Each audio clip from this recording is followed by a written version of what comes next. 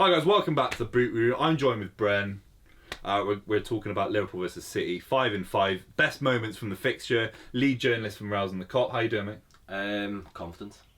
Very confident. I bet you are. We haven't won in 16 years there. Yeah, it's going to be a slaughter. Let's talk about. So I've got 5 moments that we're going to discuss. Sort of not ranked 5 to 1, but just 5 great moments between City and Liverpool. There aren't really any before 2011, are there? You say great, it depends which way you're looking at it. Some of the worst moments of my life are in there. Yeah, same for me. Obviously, watching Liverpool smash us in the Champions League, that's one of them. Let's start with that one. Why don't we start? That's the best one. 3-0, Oxlade-Chamberlain pulls out a world-class performance that I've never seen from the guy. Are we starting from the first goal or the first bottle that hit the bus? Let's go from that. What did you make of that sort of bus being bottled the way it was? Because as a fan, I was like, wow, these guys are gonna. I knew the characters of the City players, obviously, as you do follow in your club. I thought they looked intimidated when they walked off, and they looked terrified. But as a City fan, I'd know that it's only at the Anfield atmosphere. You're not actually going to get murdered. Yeah, exactly. We're not actually. But it's got this weird reputation where people think that we were actually trying to hurt these people. If we wanted to hurt them, we would have carried on throwing the bottles when we got off the bus. Exactly. But City that made a difference, didn't it? Because suddenly we lost. We were 3-0 down in 8 minutes. 3-0 down in what? Half an hour. Yeah, I mean, you've got 1-0 down in 8 minutes. City players are used to they come off the bus now and they're going down and then they come to Anfield and you've got thousands of scousers letting off flares, letting you know you're not welcome, throwing stuff at your bus. Well, that's when the game was won, and it's when Sunday will be won as well. If we do the same thing, but that game to me showed what this Klopp era was going to be, and the fact that we were going back to the 70s and the 80s when Anfield was a fortress. People were terrified of coming here. Yeah. That game was almost a foreshadowing of the 4-0 against Barcelona. It was like, when we need to turn it on in the Champions League, we will, and it will be a difficult place to come. But you look at Guardiola, the only critique I can say as a fan is how he's come out in the club, and he sort of said things about the Etihad not being a fortress. That's why I do have to agree and say it's not a fortress. It's not. City fans, the characteristic of City fans and Liverpool fans are very, very different. You're very, very passionate. It's a religion. For City fans, based on the history of our club and where we've been in lower leagues and mid-table in the Premier League, it's more of a characteristic of just having fun and enjoying it and watching great football and watching some amazing footballers play. That's how we see it. So in the Champions League, when we've got Juve in the semi-final of the Champions League, or we've got a Tottenham in the quarter-final, can we raise our game in terms of the atmosphere like you can? I don't think we can. Absolutely not. That's the issue. But the thing is, as much as I love the Etihad, I think it's a great stadium. I think the fans are exceptional. I love going there, but it's not that 5% difference that you have. I've heard noise there and stuff like that, but Come on. No, I'm being serious. I have heard City fans getting loud, but it's always just like, come on, City. And it's like, oh, come on. But that, I want to say that's something that gets better over time, but I don't think it is. Because I think that's something. It takes 40 years of winning. You won European Cups with Graham Souness in the 70s. Yeah, that's history. That we've got history. We're a very successful club in English football history, but not that level of winning European Cups. I think it's something that is in your culture. It's something that's passed down through generations, and that's why it will always be at Liverpool. Yeah, it would take something very special for it to be replicated in new money teams. I think it will. You look at Chelsea now, where they are. I think it is with City. I think Aguero came and people thought Aguero's going to be back to Spain in 3 years after the City project fails, and he's a legend. And David Silva and you've brought players from Scotland. You can compare it to the likes of Graham Souness, who came from Scotland, and he's been embroiled in that sort of culture, right?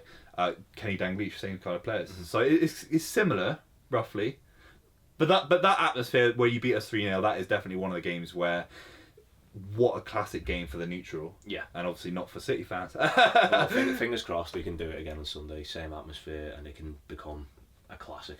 Let's talk about the one in the Premier League last season, 0-0. It was a bit of an awful game. It was a stalemate, not because maybe two sides part of the bus, but we both played the same kind of football, and it just sort of counteracted each other. I hated that game. It was dry. It was a dry game. It wasn't so much I hated the fact that there wasn't much going on.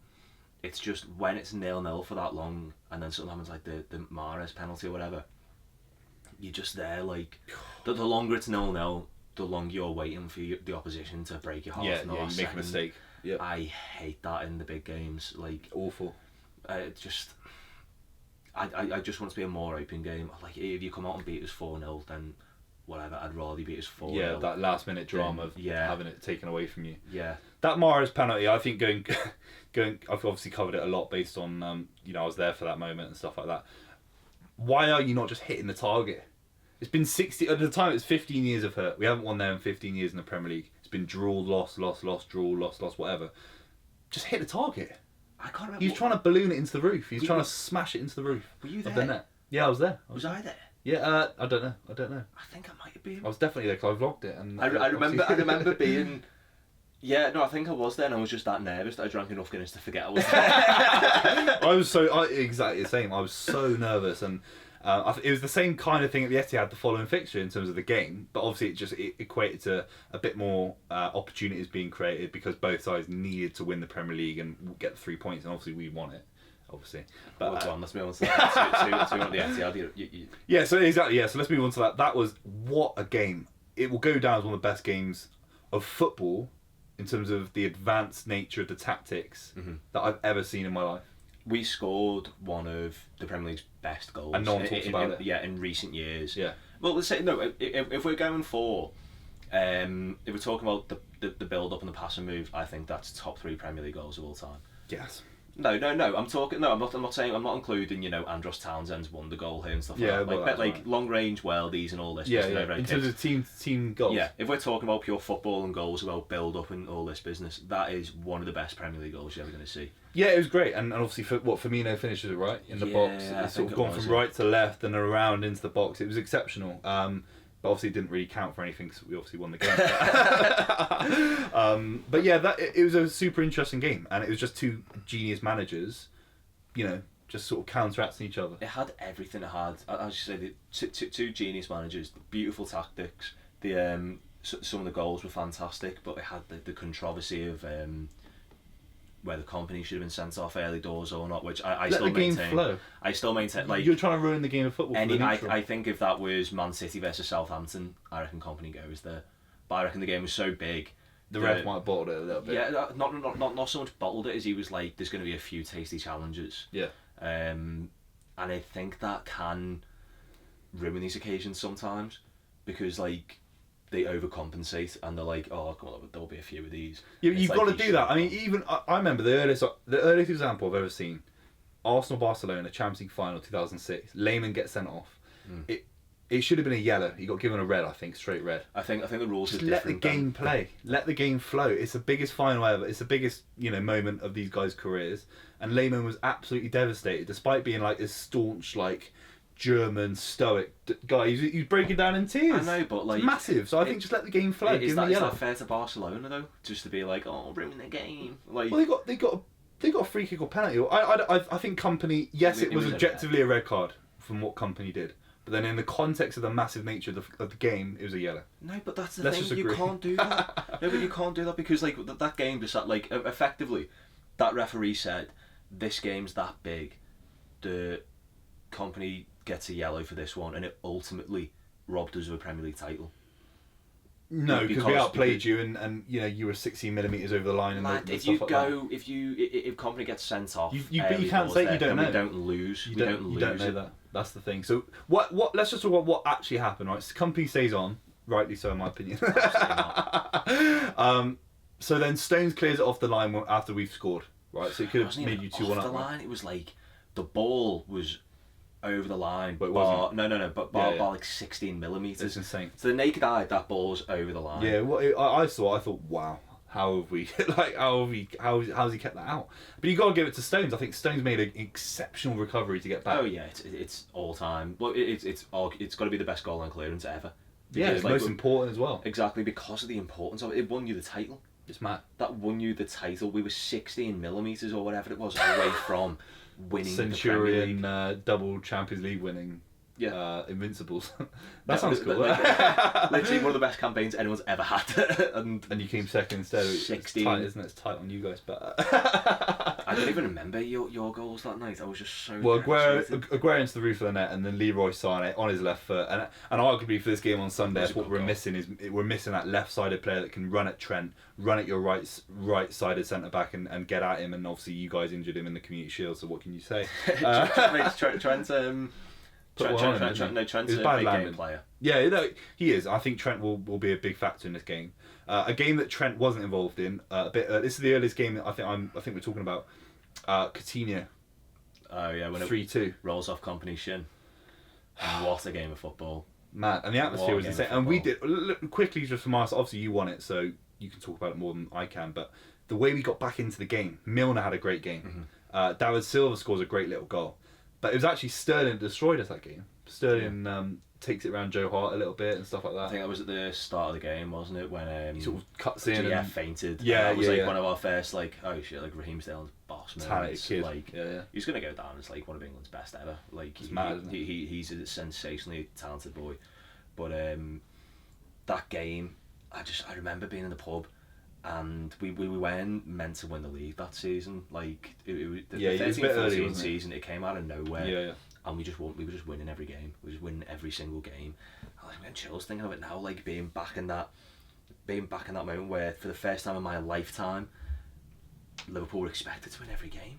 We won 10 on the bounce or something. And ultimately, what cost us the league was the fact that your captain sets, right? Brendan Rodgers was naive and had too much pride, and we went into the Chelsea game gung ho when we needed. We drew that game. Yeah. If we drew that game, we won the league. But he was like, "No, I want to win 14 in a row." I like the accent. I do like Irish family. But that season, I don't think there was any way we were going to lose that game. It was too good, and we bottled it. We bottled it for 15 years at Anfield. So, but Company's clearance, it couldn't have come to a sort of player that you don't want that to Coutinho. He's so good. He's maybe one of the best in the world still at that long range kind of curling strike. It's not range. It was just. I thought it was outside the box. I think it was 20 yards. Just outside. No, it was just outside. Oh, was it? Dribbled but off still, it was a great finish, shin. wasn't it? It was an exceptional bottom of the corner, right? Oh, God, bottom I right corner. miss Phil. I really miss Phil. He's obviously at bigger things now buying. But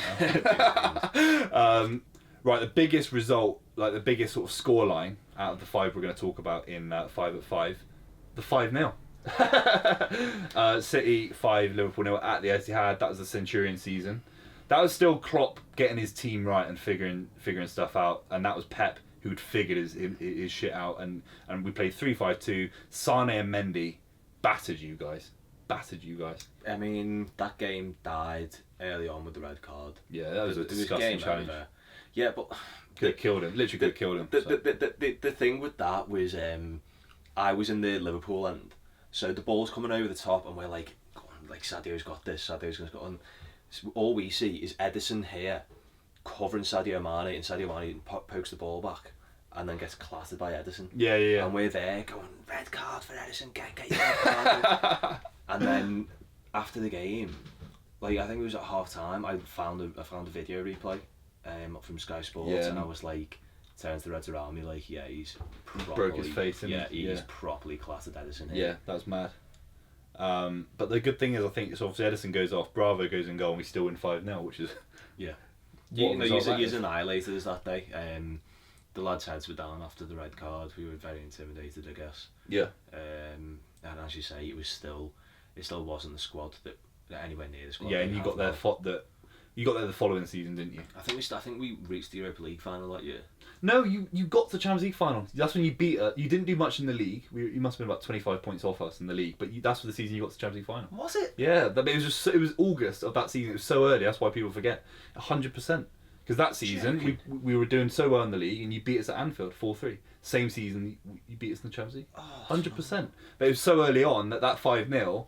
It might not go down as an absolute classic, even though it will for City fans, because it was so early on. It was just 3 points. Yeah, if we're beating you 5-0 in April and we're both going for the league, that's different. Yeah, no one was expecting us to do anything that season. It was a mad one. 5-0 didn't taste as bad. Honourable mentions. I've got a few my side. I don't know if you've got any your side. The Aguero chip over Reina from a 1 degree angle at the Etihad. That's maybe the best finish of all time in football history. I will counter with John Flanagan sending Raheem Sterling into Rosette. I don't remember that. Oh, it's one of ask any copite. It's one of their favourite tackles. At the Etihad or Anfield? Anfield. Oh really? Because Sterling's like first game back. Class. John Flanagan, like this Scouse thing. Where is he now? What's he doing? He's at Rangers now. Is he? Mad. Yeah, Under Stevie. I'm really upset about him because like if it wasn't for injuries, he could have bossed it. But then He could have again, been like, decent. where would Trent be if John Flanagan hadn't got injured? Behind John Flanagan in the pecking order. No, he'd be centred now actually. Yeah. But yeah, no, John Flanagan. Wow, what a moment that was! Just letting Raheem Sterling know he was not welcome. Okay, trivia. When's the last time City won at Anfield? 16 years ago. Yeah. Boy, yeah. You did the math. Fair enough. In that starting lineup, Nicolas Anelka, Schmeichel in goal, Peter Schmeichel, Robbie Fowler up front, Liverpool legend obviously, Sean Wright-Phillips, and Richard Dunn and Sylvain Disson at the back.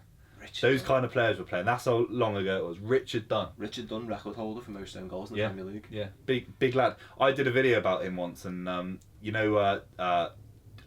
chief executive for City at the time said, "Well, we're going to sell Richard Dunn because now we've got the takeover. Richard Dunn doesn't sound good in Chinese." You're joking. It doesn't sound like a brand name. That says a lot about your club. Yeah, well, but what a legend he was, and obviously to get that win at Anfield at the time didn't really mean much for us or you because you weren't going for the league either. I can't believe Anelka was kicking about. He was class for us. He was absolutely class. I think he played only one season or 18 months, but he was one of the best strikers I've ever seen at the club. Honestly, I don't understand that boy, man. Like, Yeah. he played everywhere. he played at every club at least twice. You know. He played Chelsea as well. Yeah, Chelsea, Bolton, Arsenal. West Brom. He did that Yeah. weird hand thing that was like a racist thing in France. Was it? Yeah, crazy. The Quinnell gesture. Where did he play? He played at Madrid as well, didn't Madrid, Juve, PSG, Arsenal. Mad. he? Weird dude, man. Yeah, mad. Yeah, He yeah. must have made India. so much from like selling Just percentage. moving on. But yeah, guys, give us some moments that you really enjoyed in the fixture. Obviously, this weekend it's Liverpool versus City. Both clubs are actually going for the Premier League. Some of the fixtures we talked about were for the Champions League or just random games where like we just wanted 3 points. But yeah, guys, let us know in the comments below your favourite Liverpool City moments, and we'll see you soon.